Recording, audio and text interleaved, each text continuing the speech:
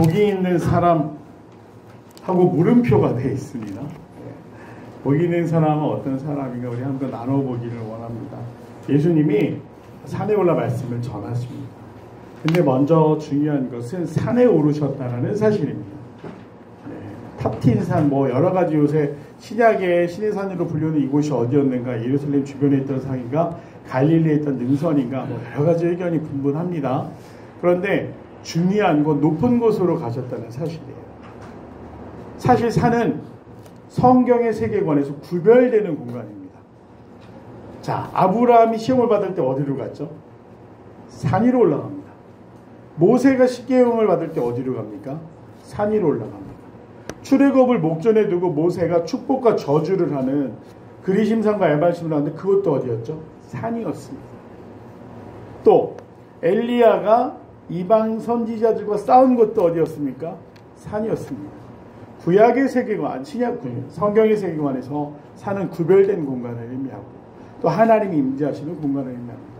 오늘 예수님이 산 위에 올라가십니다. 사실 예수님께는 허다한 무리들이 따랐는데 산 위에 갈 때 나눠지게 되어 있습니다. 적당히 올라가면 따라갈 수 있지만 계속해서 말씀도 없이 산만 올라가신다라고 생각해 볼 때 끝까지 따라갈 수 있는 사람은 적어도 어떤 사람입니까? 열심히 있는 사람입니다. 그래서 예수님이 적당한 위치에 오르셨을 때 사람들은 예수님을 중심으로 올려다 바라보면서 듬성듬성 앉을 수 있는 곳까지 예수님은 올라가셨습니다. 자, 예수님께서 산에 오르시니 제자들이 나온지라 입을 열어 가르쳐 이르실 때 이렇게 말씀하시는데요.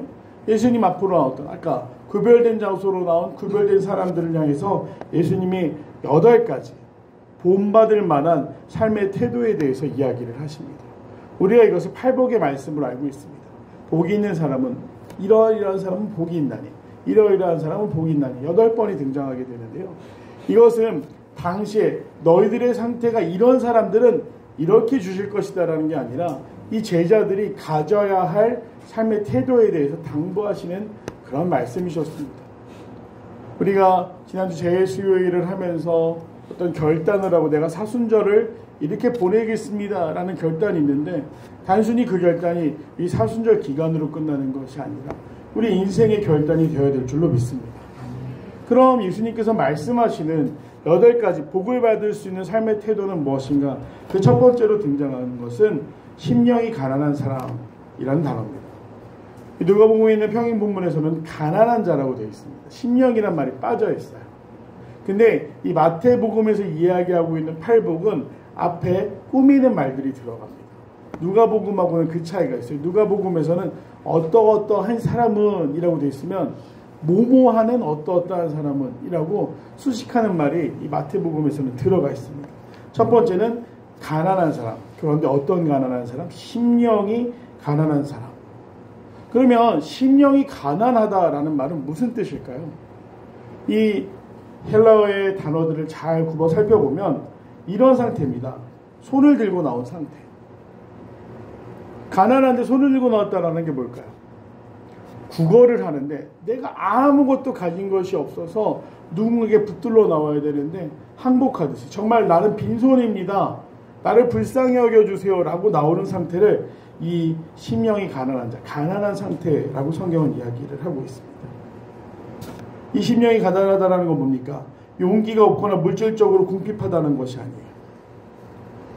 내가 마음속에 공허함으로 인해 채울 수 없는 갈증으로 인해 하나님 앞에 나온 상태를 의미합니다.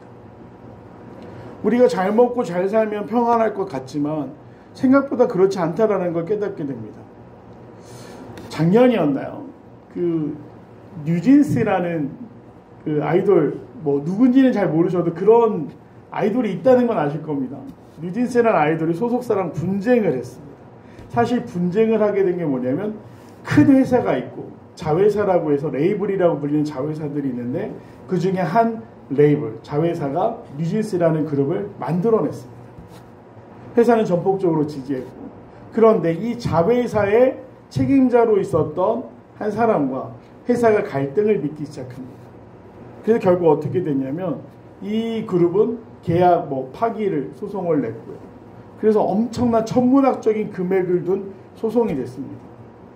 그런데 처음부터 싸우느냐? 그런 건 아니라고요. 제가 왜 깜짝 놀랐냐면 그걸 막 이렇게 싸우는 내용, 사실 저는 뉴진스 멤버 이름도 모릅니다.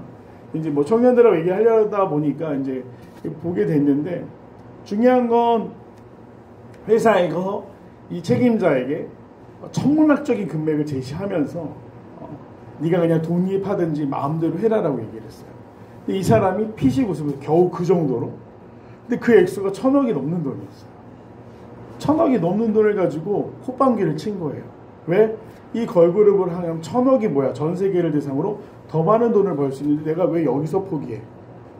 이러면서 이 둘 사이의 분쟁이 끊이지 않았고, 결국 제가 볼 때 희생자는 그 어린, 내가 스타가 되기 위해서 자기 어린 시절을 정말로 다 헌신을 다해서 수고한 그 친구들이에요. 어른들의 싸움에 아이들이 다치게 되는 상황이 된 거죠. 그런 것을 보면서 그 소송하는 내용 중에 제가 하나 답답하고 마음이 아팠던 거, 그 회사의 책임자도 그렇고 그 소송의 당사자가 되는 그 레이블 대표도 그렇고, 서로 나 너 때문에 정신과 약 먹는다, 나 너 때문에 정신과 약 먹는다. 그 기업의 총수와 그 교회에서 중요한 역할을 맡는 사람 중 정신과 안 다니는 사람이 없더라고요. 왜죠? 책임도 크니까 본인이 감당이 안 되는 거예요. 사업이 잘 되는 게 마냥 기쁜 일이 안 되는 것은 그럼 어떻게 됩니까? 위험도 커집니다. 손해를 당할 상황도 커지게 돼요. 책임이 크니까. 자기가 실수를 하거나 판단이 잘못됐을 때 그 타격은 개인으로 끝나는 게 아니라 회사에 있는 많은 직원들까지 책임져야 된다고 생각하니까 힘들어하는 거죠. 경 중에 차이는 있지만 뭐 우리들도 마찬가지입니다. 가정의 경제를 책임지시는 분들, 또 가정으로 역할을 감당하실 때, 또 우리가 수많은 책임과 판단을 해야 되는 자리에 있을 때 어떻습니까? 마냥 기쁜 게 아니죠. 이 심령이 가난하다는 건요, 우리가 성공을 바라고 또 인정을 바라고 힘을 원하지만 그걸 얻더라도 채울 수 없는 공허함이 우리 가운데 있다는 거예요. 전에 이야기한 것처럼 야곱의 물 곁에서 예수를 만났던 여인은 어떻습니까? 또 성경 안에 등장하는 수많은 사람들은 어떻습니까? 한밤중에 예수님을 찾아왔던 니고데모는 어떻습니까? 공허합니다. 심령이 가난하다는 건 신앙이 아니고서, 예수님을 향한 믿음이 아니고서는 채울 수 없는 마음속의 빈자리를 이야기하는 거예요. 이 심령이 가난한 자나 이 사람들, 더 이상 의지할 것이 없어서 하나님 앞에 두 손을 들고 나온 사람들은 천국을 받을 것이다, 천국이 절 것이며라고 이야기하십니다. 이야기는 뭐냐면요, 자기의 연약함을 인정하고 항복하고 주님 앞에, 어떻게 보면 구걸한다라는 표현이 부끄러울 수도 있지만 내가 스스로 채울 수 없기 때문에 주님 앞에 나갑니다 라고 고백하는 자들에게는 하나님이 하나님의 나라를 선물로 주신다. 난민이라는 표현이 있습니다. 나라를 잃은 사람들을 이야기하죠. 자기 나라가 마음에 들지 않아서 떠난 사람들을 난민이라고 해요. 그러면 대부분의 난민 신청을 하게 되면 그 난민이 도망쳐 온 나라에서는 이 사람을 우리나라 국민으로 받아들일 것인지 아니면 돌려보낼 것인지 판단하게 되어 있습니다. 근데 그 난민들이 우리나라 국민으로 살아갈 수 있는 길이 열렸다, 그 신분을 인정받았다 했을 때 이들의 마음은 어땠을까요? 아프가니스탄에서 한국을 도와줬던 아프가니스탄 사람들, 노무자들, 통역들, 이런 사람들, 미군이 철수하면서 이 사람들은요, 무슬림들에게 살해 1순위로 올라와 있는 사람들이 되었어요. 그때 대한민국 어떻게 했습니까? 군인들을 보내서 그 사람들을 데리고 왔어요. 공식적인 신분은 사실 난민입니다. 그리고 그들이 1년의 과정을 거쳐서 대한민국 국민으로 인정된 사람도 있고요, 제3국으로 가는 사람들, 저는 결과가 세밀하게 어떻게 되는지 모르지만 그 사람들이 대한민국에 도착했을 때 무엇보다 얼마나 기뻐했는지는 그 표정을 통해 알 수가 있었습니다.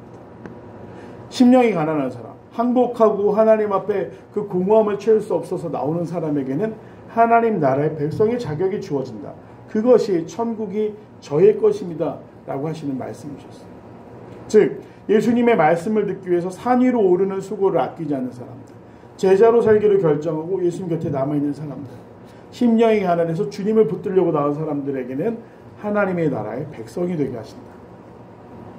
그것이 첫 번째 태도, 심령이 가난한 사람들에게 주어지시는 복이었습니다. 우리도 심령의 가난함을 가지고 살아갑니다. 하나님 나라의 백성이 되기 원하시지 않으십니까? 우리에게 여권이 있는데 저는 대한민국 여권도 너무 자랑스럽거든요. 근데 하늘나라의 여권이 있다면 얼마나 좋을까. 심령이 가난하다는 것은 하나님 나라의 백성이 된다는 것을 의미합니다. 두 번째로 애통하는 자가 등장하고 있습니다. 이 애통한다라는 태도는 어떤 태도일까요? 어둠 속에 있는 세상 가운데 자신의 무력감을 하나님 앞에 고백하며 슬픔으로 회개하는 사람. 즉 선지자 같은 사람들이지만 선지자만을 지칭하는 것은 아닙니다. 회개하라. 천국이 가까이 왔다 선포하십니다. 그 말에 반응을 하는데 하나님 정말 이대로 괜찮을까요? 이 나라, 이 민족, 또 이 땅을 살아가는 나 하나님 앞에 늘 죄인 같고 하나님 앞에 늘 죄인 같아서 애통할 수밖에 없는 사람들, 회개하는 사람들. 그 하나님과 우리 사이에 있는 죄의 문제 때문에 하나님 앞에 눈물로 회개하는 사람들은 어떻게 된다? 위로를 받는다라고 이야기했습니다. 하나님을 회개하는 태도를 우리가 가져야 됩니다. 그리고 그 하나님 앞에 회개하는 사람들에게는 하나님이 위로하신다. 제가 어렸을 때 정말 중요한 할아버지가 물려주신, 저희 아버지가 보시면 안 되는데요, 벼루를 잃어버렸어요. 그때부터 제 가슴은 두근두근 언제 아버지가 이거 찾으시면 어떻게 할까. 그래서 집안에 굴러다니는 얼추 비슷한 거 하나 신문지에 싸서 그 자리에 놔뒀습니다. 아시고 용서를 하신 것인지 아니면 이 영상을 분명히 저희 아버지 계속 제 영상에 아멘이라고 답을 다시는데 아버지 죄송합니다. 네. 아시고 용서를 하신 건지 지금까지 모르셨던 건지 모르겠지만 제가 할아버지 주신 벼를 잃어버렸어요. 얼마나 두근거렸는지 모릅니다. 분명 용서해 주실 거라는 믿음이 있어요. 근데 여러분 그렇지 않습니까? 내가 뭘 잘못했을 때는 두근두근해요. 근데 인정하고 고백하는 순간 어떻게 하느냐? 자유해집니다. 그리고 하나님은 거기에 더 나아가 위로하신다라고 되어 있어요. 우리 연약함을 고백할 때 우리가 하나님 앞에 죄로 살 수밖에 없습니다라고 인정하며 나갈 때, 애통하는 마음으로 회개할 때 하나님은 위로해 주신다. 예수님은 그렇게 말씀하시고 계십니다. 세 번째는 온유한 사람입니다. 온유한 사람. 근데 더 필그림 교회 성도들은 적어도 교회 안에서만큼은 온유하신 것 같아요. 저희가 금요일날 나눈 내용이 있기 때문에 토요일이 더럽습니다. 이런 내용들 나눴었어요. 근데 온유하세요. 이 온유하다라는 건 뭡니까? 부드러운 마음으로 살며 노하기를 더디하고 절제할 수 있는 태도를 온유하다라고 이야기를 합니다. 그런데 걱정하지 마십시오. 우리는 위선자라서 교회 안에서만 온유한 게 아니라 이 훈련을 통해서 이것이 점점 훈련되어지면 가정 안에서도 온유해질 수 있고요. 직장 안에서도 온유해질 수 있고 만나는 모든 사람들에게 온유한 자로 다가갈 수 있으리라고 믿습니다. 사실 성격 없는 사람들은 없죠. 네, 특히 제가 볼 때 외국에 비해 한국 사람들이 좀 뜨거운 경향이 있어요. 네, 감성적이고 감정적일 때가 많습니다. 그래서 우리가 하나님 앞에서 우리 모습을 돌이켜볼 때 참 부끄러운 순간들이 많이 있습니다. 그러나 거기서 끝나시는 것이 아니라 아까 이 모든 것이 사실 하나로 공통된 관점이 있는데 하나님 앞에 나아가 나의 문제를 내려놓고 하나님이 역사하실 때 우리는 비로소 온유한 자가 될 수 있다. 그렇게 믿어 심지 않습니다. 이 온유한 자는 땅을 기업으로 받을 것이다. 이게 부동산을 약속하시는 건 아니에요. 뭐냐면 하나님의 나라의 백성이 됨. 하나님 나라에 나의 지분이 있게 됨을 이야기하는 거예요. 하늘나라에 갔는데 아무 공로도 없고 하나님 앞에 자랑할 것이 아무것도 없다? 참 부끄럽겠죠. 근데 온유한 사람들은 하나님의 나라의 백성으로서 당당히 그 주권을 주장할 수 있게 된다는 것이 땅을 기업으로 받는다는 것입니다. 소망하기는 진짜 땅까지 주시면 더 좋겠습니다. 그러나 우리는 하나님의 나라, 하나님이 통치하시는 하나님의 나라를 소망하게 살아가는 백성들이라는 것을 기억하시고 온유한 자로서 그 하나님 나라의 권리에 대해 주장할 수 있는 저 여러분들에게 간절히 소망합니다. 아멘. 네 번째는 의에 줄이고 목마른 자라고 되어 있습니다. 이 의에 줄이고 목마름은요, 좀 더 성숙한 태도에서 나오는 거예요. 우리가 하나님의 말씀을 듣습니다. 회개합니다. 그 앞에 우리의 무력함을 내려놓고 기도합니다. 그리고 겪게 되는 것이 무엇이냐? 그 상태에서 세상을 바라보는데 세상에 의가 있습니까? 이 땅의 정의라는 게 얼마나 값어치 없이 손바닥 뒤집듯이 뒤집히시는지 많이 보실 거예요. 지금 우리나라가 처해 있는 상황, 또 세상의 여러 가지 것들을 보면 정말로 그냥 힘 있는 사람만 늘 행복할 수 있는, 힘 있는 사람만 누릴 수 있는 그런 세상이라는 걸 보게 됩니다. 미국의 대통령이 바뀌었습니다. 관세 정책이 바뀌게 돼 있어요. 온 세계가 두려워하고 있습니다. 단 한 사람이 한 자리가 바뀌었는데 온 세계가 걱정하고 있어요. 멕시코와 캐나다는 미국이랑 국경을 접하고 있는 나라들입니다. 관세 폭탄을 때리겠다고 하니까 그 나라들도 어떻게 하죠? 사실 비굴하게 꺾고 들어가든지 버텨야 되는데 캐나다는 화가 많이 났습니다. 우리도 보복 관세를 하겠다. 그럼 이게 미국과 캐나다의 문제로 끝납니까? 본때를 보여야 되기 때문에 다른 모든 나라에게도 굉장히 무리하게 나올 수밖에 없어요. 이미 우리가 알던 미국이 없는 것 같아요. 어려운 나라들을 도와주고 1달러짜리에 뭐라고 새겨져 있죠? In God we trust라고 되어 있어요. 우리가 하나님을 신뢰한다. 개신교회, 청교도의 정신 위에 세워진 나라가 청교도 정신은 사라지고요. 그 힘으로 온 세상을 다시금 자기들 뜻대로 만들려고 그러는 거예요. 너무나 안타까운 일이죠. 이 땅의 정의는 참 가볍습니다. 그런데 오늘 의에 줄이고 목마른지, 그런데 우리가 성숙한 가운데, 깨달은 가운데, 하나님과 친밀한 가운데 이 땅을 바라볼 때 눈물이 나요. 이 땅에서 자라가는 청년 세대들, 언론에서 항상 이야기해요. 절망을 학습시킨다. 세상이 절망을 해요. 결혼해서 애들 키우기 힘들어. 결혼 안 할래요. 애 안 낳을래요. 그게 행복해 보이지가 않는 거예요. 과거 시대의 관점에서 결혼이라는 건 독립하는 거, 즐거운 거, 기다려지는 일이었습니다. 그렇지 않습니까? 표정이 살아보니 별로 그렇지도 않던데 이러신 것 같습니다. 네, 저는 결혼이 너무 하고 싶었고요. 결혼해서 행복하고요. 자녀를 낳으니까 더할 나위 없이 행복할 수밖에 없어요. 그런데 이 세상은 그게 뭐가 좋냐라고. 너 잘 먹고 너 행복하고 너 편안한 게 중요하지 라고 가르치는 거예요. 정의도 없고 올바름도 없고 뭐가 기준인지도 모르는 세상 가운데 우리가 바라볼 때 의에 굶주리고 목마른 자가 되어야 된다. 즉 이 땅을 위해 중보할 수 있는 사람이 되어야 됨을 의미하고 있습니다. 심각한 영적인 가뭄 가운데 정말 옳지 않은 방향으로 가고 있는 이 땅의 질서 가운데 우리가 의에 줄이고 목마른 자로 이 땅을 위해서 기도할 수 있는 자가 되어야 됨을 이야기하고 있어요. 예수님의 시대도 마찬가지였습니다. 의에 줄이고 굶주린 자들이 필요했어요. 로마에 부역하고 로마 사람들의 통치에 비굴하게 자신들의 신앙까지 다 내던져버리고 다루고 있는 사두개인들이나 아니면 헛된 가르침으로 백성들의 눈과 귀를 가르고 있는 바리새인들이나 그들은 의에 관심이 없었습니다. 하나님을 향해서 우리가 의에 굶주립니다 라고 말하지 않았어요. 나로 충분합니다 라고 이야기했습니다. 그런 세상 가운데 예수님이 원하시는 건 무엇이냐? 의에 대한 굶주림이 있는 백성들, 불의를 향해서 부르짖을 수 있는 백성들, 그렇게 굶주린 마음으로 이 땅을 위해서 중보하는 자들, 기도하는 자들에게 어떻게 그들이 배부를 것이다. 즉, 그 굶주림에 대해 하나님이 응답하실 것이다 라고 이야기를 하고 있어요. 세계의 어떤 강력한 권력도 2000년을 넘기 힘듭니다. 세워진 지 2000년이 되는 나라가 있나요? 없습니다. 세워진 지 2000년이 되는 기업은 있습니까? 없습니다. 근데 교회는 정말로 아무 능력도 없는 것 같은데 2000년 동안 이 세계의 가장 중요한 가치관을 가리키며 세워져 있습니다. 그 이유가 무엇이죠? 진리이기 때문에. 우리는 진리를 따르고 그 진리를 통해서 하나님이 배부르게 하시는 것, 진짜 정의와 하나님의 공의가 이루어지는 것을 목격할 수 있을 것입니다. 잠깐은 그들이 득세하는 것 같지만 참 슬픈 역사죠. 대한민국 대통령 중에 감옥에 안 간 사람이 있습니까?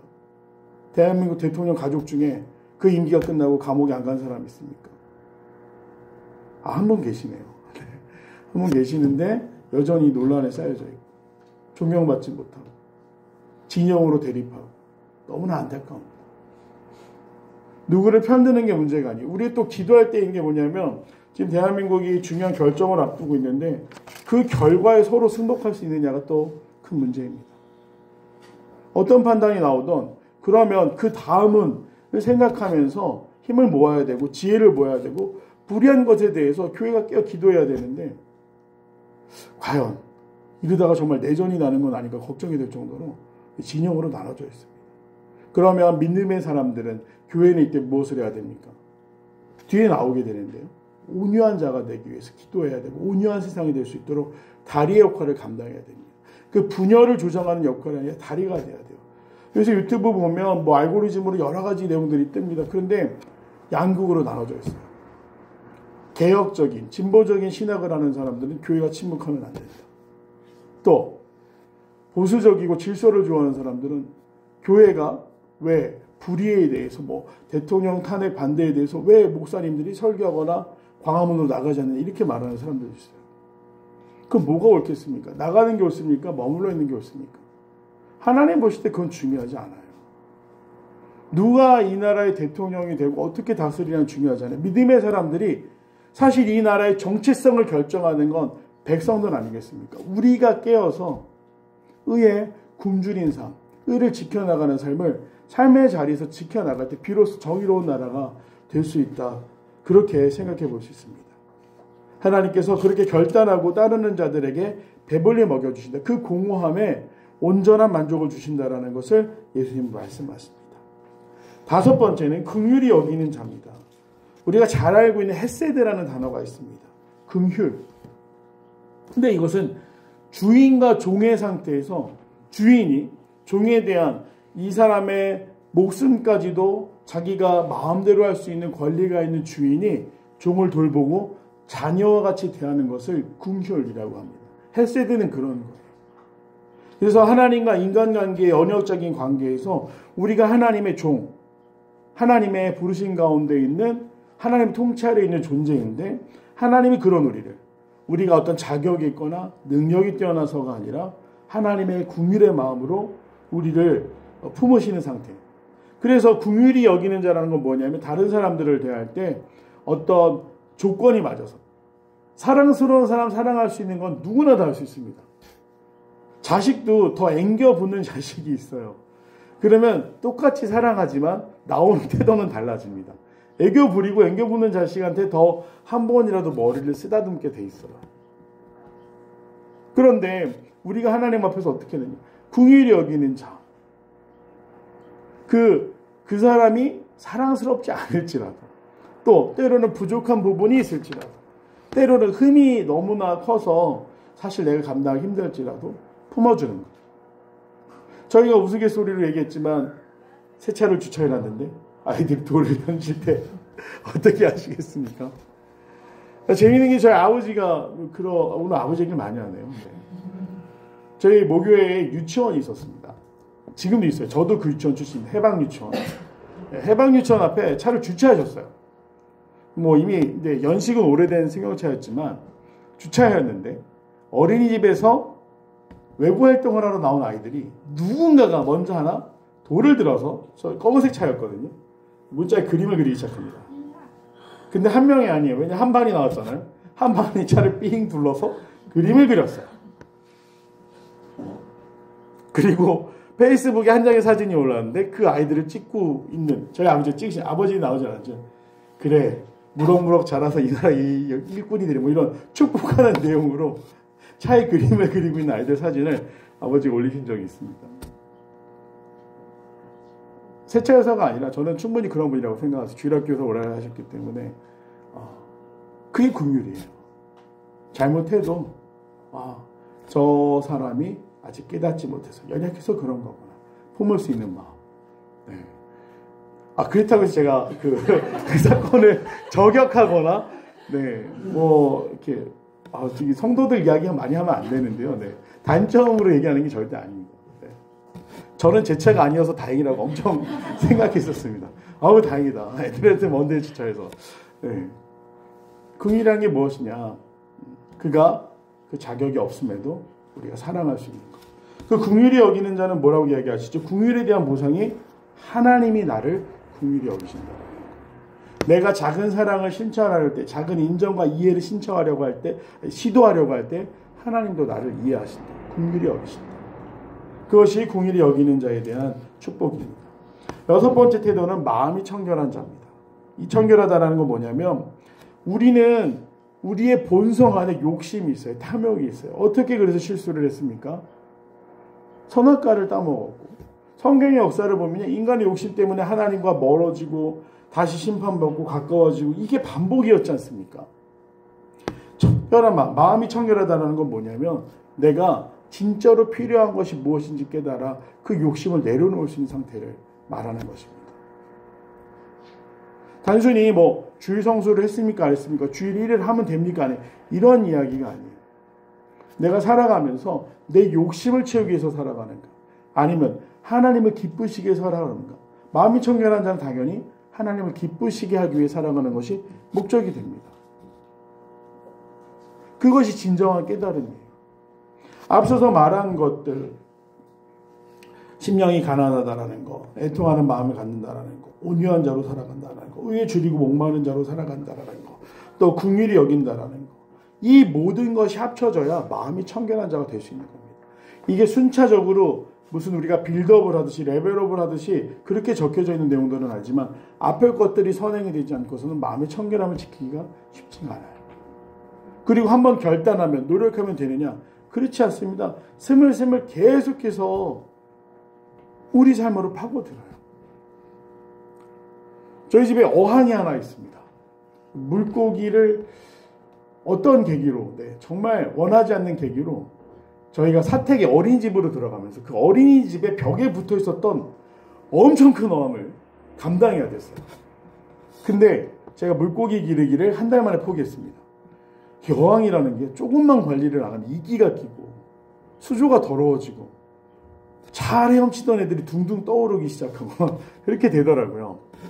그래서 치우다가 나중에 그 치우려니까 어떻게 해야 되냐면 이 바구니를 놓고 물을 빼야 되는데 물량이 엄청나다 보니까 이거를 뭐 열몇 번을 화장실에 갖다 붓고 그 다음에 제가 또 이 팔이 두꺼우니까 잘 안 들어가는데 그 들어서 닦고 닦은 다음에 또다시 물을 채워야 되고 도저히 못하겠다. 결국에 물고기들이 죽고 또 죽고 딱 한 마리만 남았고 그 물고기가 청주에서부터 서울까지 같이 왔어요. 여전히 짐입니다. 어항이 요만해졌는데도요. 잠깐 한눈 파면 이끼가 껴가지고 막 성질내요. 지금 막 이만해졌거든요. 네. 저희 집에서 한 명만 좋아해요. 막내만 좋아합니다. 상원 줄 알아요. 걔만 좋아하고 다 싫어합니다. 이거 어떻게 하지? 차마 버리지는 못하고 이제 사원 뒤에서 막 질색팔색하고 있는데 생긴 것도 막 되게 징그럽게 생겼어요. 네, 근데 이거 어떻게 하지? 근데 인간적인 마음은 그걸 안 청소해 줄 수가 없어요. 근데 청소 한 번 했다 끝나냐? 아니에요. 금방 돌아오면 또 돌아오고. 화장실 청소도 그러시죠. 집안도 그렇지 않습니까? 근데 우리의 마음은 어떤지, 과연 하나님 앞에서 우리의 마음은 청결한지 우리가 수시로 살펴봐야 되죠. 집 정리하는 게 즐거우십니까? 나는 깨끗한 환경이 좋아. 저희 아내도 청소에 약간 강박증이 있어요. 막 조금이라도 어지럽으면 굉장히 본인 마음이 어지럽으면 힘들대요. 근데 더 중요한 것은 우리 마음을 청결하게 하는 일이라는 거. 그리고 이렇게 마음을 청결하게 하는 자에게 주어진 축복이 무엇이냐? 정말로 감동적인 축복인 하나님을 보게 될 것이다. 이건 하나님의 임재와 하나님의 계심을 경험하게 됨을 의미합니다. 우리가 눈으로 하나님 볼 수 있으면 우리 믿음의 문제는 사라져요. 정말 계신가? 정말 일하시나? 근데 거기 계신데 우리가 없다고 할 수 없잖아요. 근데 마음이 청결한 자는 하나님을 볼 수 있게 된다는 게 뭐냐? 우리 눈을 가리고 있던 수많은 욕심과 탐욕들을 내려놓을 때 비로소 하나님의 뜻도 이해하게 되고요. 하나님의 계심을 실제로 우리가 눈으로 볼 수 있다면 더 좋겠지만 보지 못하더라도 인정할 수 있게 되는 상태에 이르게 된다라는 것을 의미합니다. 분별된 시선을 가지고 살아갈 수 있게 됨을 의미해요. 자, 7번째는 화평하게 하는 자입니다. 이 화평이라는 것은 당시에 대사, 분쟁 중의 국가 간의 그 조율에서 평화를 만드는 걸 화평이라는 단어로 썼어요. 화평을 만들어간다는 건 무엇이냐? 한 단어로 표현한다면 다리가 되는 삶입니다. 우리가 어떤 행동들을 판단하기에 앞서서 그들이 화평할 수 있도록, 대화할 수 있도록, 또 그 대화의 여지를 이어갈 수 있도록 중재자의 역할을 누군가는 해야 되는데 판단하는 쪽에 있으면 너무나 쉬워요. 그렇지 않습니까? 어느 한 사람 편, 한쪽 편을 들면요, 고민할 일이 별로 없어요. 저쪽은 나빠라고 얘기하면 돼요. 근데 교회는 예수님이 이 땅에 샬롬의 왕으로 오셨다 고백은 많이 하는데, 그러면 예수님의 제자들이 샬롬을 이루며 살아가고 있느냐? 교회 안에서도 수많은 분열들이 있어요. 특별히 저 전에 사역했던 교회는요, 충청도 분들이 서울에 와서 제일 많이 정착한 동네였거든요. 교인들의 한 35%, 40%가 충청도 고향 가시신 분들이에요. 그럼 거의 되게 재밌어요. 아유, 좀 일찍 오셔야죠. 그러게요. 어제 출발할 걸. 이렇게 얘기하시는 분들. 고사에 배불러서 못 먹겠어요. 냅둬요, 개나 주게. 뭐 이러시는 분들. 그런 곳이었어요. 근데 보이지 않게 섞이지 못하는 무언가가 있어요. 교구도 그렇고요. 구역 예배를 해봐도 그렇고. 무엇인가 하면 향후회가 너무 강하니까 그 충청도 분들끼리는 같이 통하는 뭔가가 있어요. 이면 돼요. 이건 다 돼요. 근데 그 재개발하면서 바로 뒤에 푸르지오라는 아파트 대단지가 들어와서 거기서 젊어서 새로운 이제 젊은 세대 사람들. 세대의 차이가 아닙니다. 정서의 차이가 엄청 큰 거예요. 이게 뭐지? 묘하게 섞이지 못하는 그런 것들이 있어요.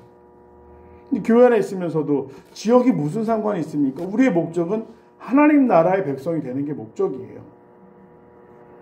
어느 지역 출신들이 더 우월하다, 열심히 한다, 교회에서 몇 년 동안 봉사했다, 이게 중요한 게 아니라 모두가 하나님 나라의 백성이 될 수 있어야 됩니다. 그리고 아까 내가 대사라는 신분 잊으면 안 돼요. 이것을 사람들한테 소개하고 이해하게끔 하고 서로 나누어진 것을 하나 되게 만들 수 있는 역할을 교회에게 책임으로 주셨는데 교회가 분열하는 자리에 앞장서면 안 되는 것이죠. 그래서 하나 되게 할 수 있게끔 다툼과 분열 가운데 서로 소통하고 대화할 수 있게 하는 역할, 정말로 어려운 일입니다. 정말 지혜가 필요해요. 그래서 우리의 생각대로 잘 안 돼요. 왜냐하면 나는 중재한다고 했는데 더 안 좋아지는 경우도 분명 있기 때문입니다.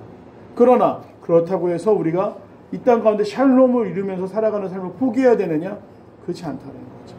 그래서 화평하게 하는 자, 하나님의 대사로 살아가는 이 사람들에게는 어떤 축복이 주어진다고 되냐면 하나님의 아들로 불릴 것이다.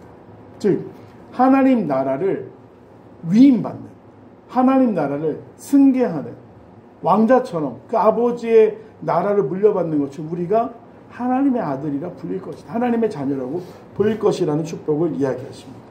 정말로 기대가 되는 삶 아닙니까? 우리가 가는 곳마다 이렇게 살 수만 있다면 어느 곳에 가도 환영받을 것 같아요. 저분이 우리와 함께 했으면 좋겠다. 저분이 있으면 너무나 평안하다. 거기 우리의 직장이 됐던, 가정이 됐던, 또 어떠한 공동체가 됐던 그곳에서 이 7가지의 성품들을 잘 이끌어갈 수 있는 저와 여러분들에게 간절히 소망합니다.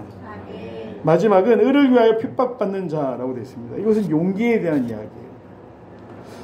아까 앞서서 중고등부 설교를 하면서 아이들에게 빛과 소금으로 살아가는 삶에 대한 이야기를 했습니다.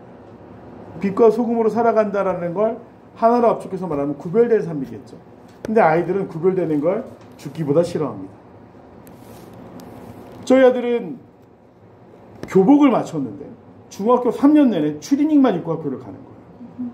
그래서 엄마는 맨날 교복 한번 입어. 싫어. 싫은 이유가 뭐죠? 애들이 다 추리닝만 입고 와요. 길에서 만나는 중고등학생들 보세요. 여자아이건 남자아이건 다 추리닝 입고 있지 않습니까? 그 학교 체육복.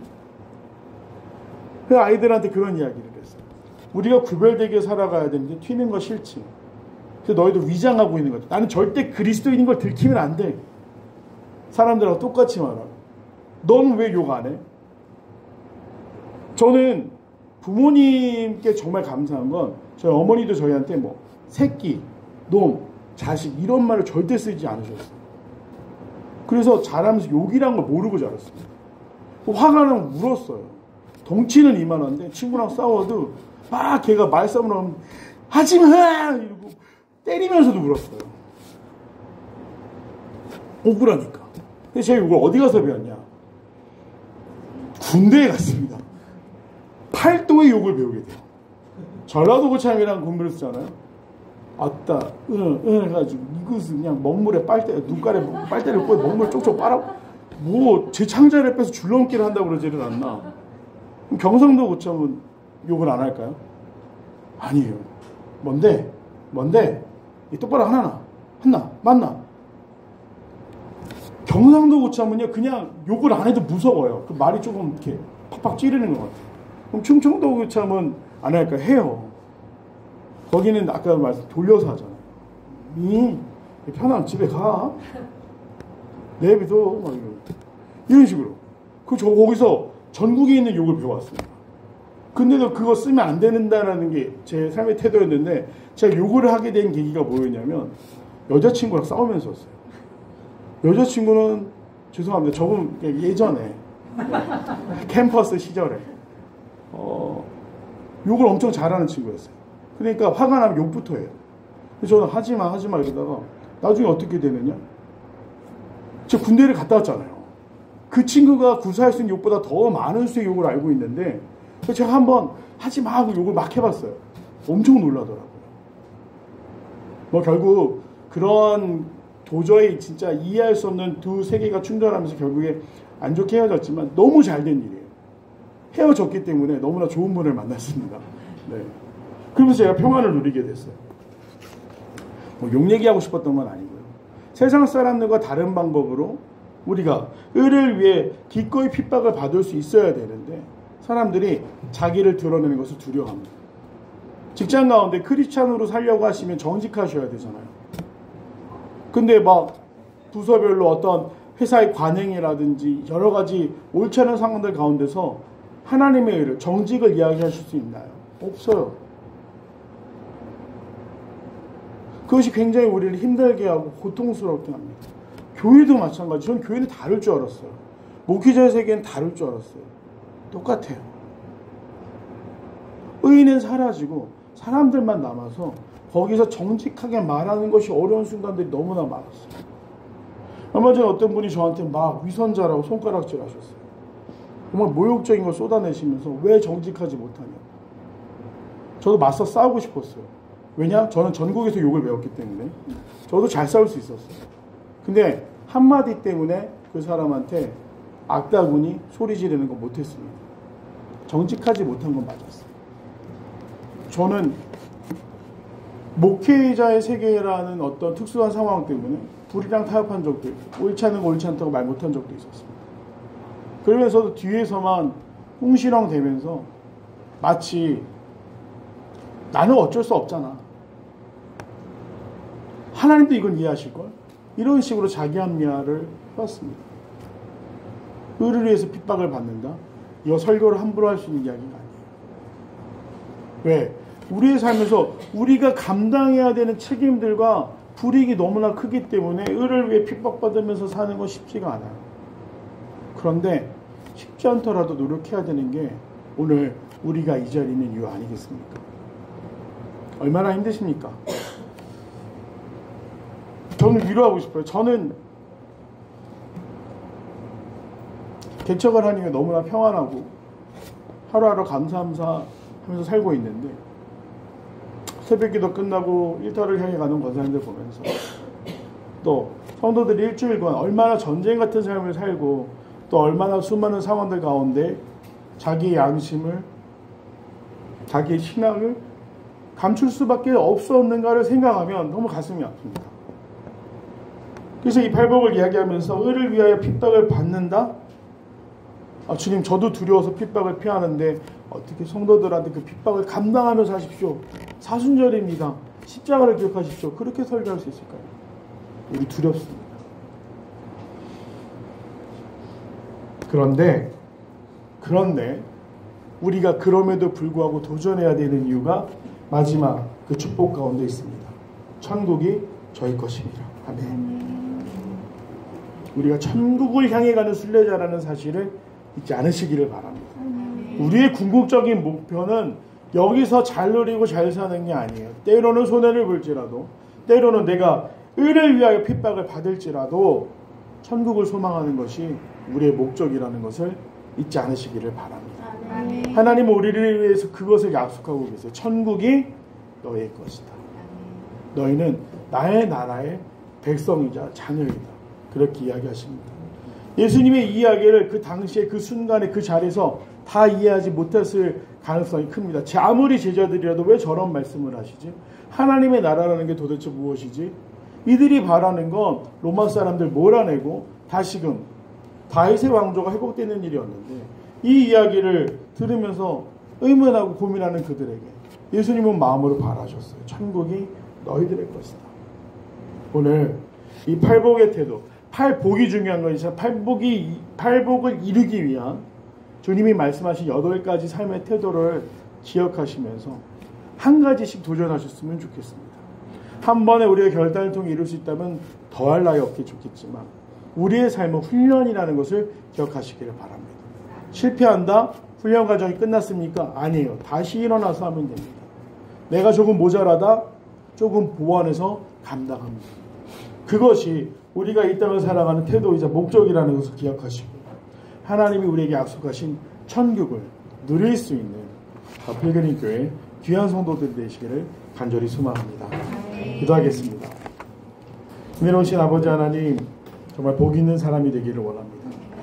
우리에게 말씀하셨지만 우리가 감히 도전하지 못하고 두려워하고 있는 것, 주여 우리가 심령이 가난한 자로 살게 하옵소서, 애통하는 자로 살게 하옵소서, 온유한 자로 살게 하옵소서, 의에 줄이고 목마른 자로 살아가게 하여 주시옵소서, 긍휼히 여기는 자로 살아가게 하옵소서, 마음이 청결한 자로 살아가게 하시고 화평하게 하는 자로, 무엇보다 의를 위하여 핍박받는 것을 두려워하지 않는 삶으로 살아가기를 원하오니 하나님 천국을 소망하게 걸어갑니다.